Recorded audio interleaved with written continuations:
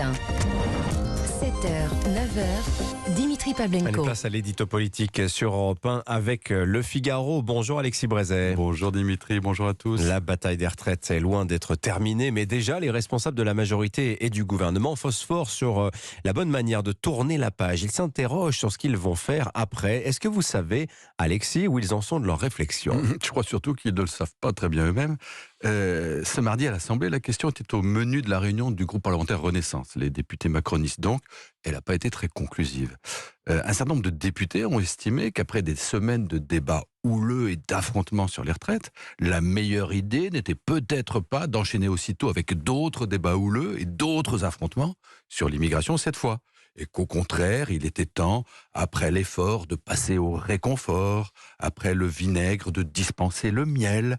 Bref, qu'après une réforme dure, il était urgent pour se réconcilier avec le pays et repartir du bon pied, de trouver enfin des textes positifs, de lancer une réforme cool et sympa.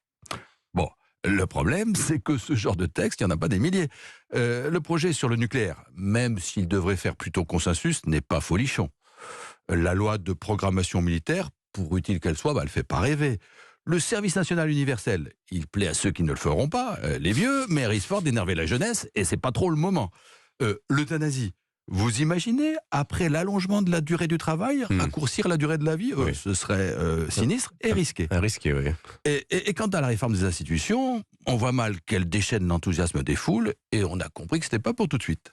Bref, l'affaire n'est pas simple. Alors, il reste tout de même une dernière thématique qu'Emmanuel Macron a inscrite au cœur de sa campagne électorale et qui a le mérite d'entrer en résonance positive avec la réforme des retraites. C'est celle du travail, dont le chef de l'État a dit qu'il voulait en faire la bataille française, un thème qui parle à tous et qui convient assez bien à la majorité. Alors le travail, très bien, mais pour faire quoi au juste ? Pour quelle réforme, quelle décision, Alexis ? C'est là que les choses se compliquent, parce qu'en réalité, il y a deux façons diamétralement opposées d'aborder cette question du travail.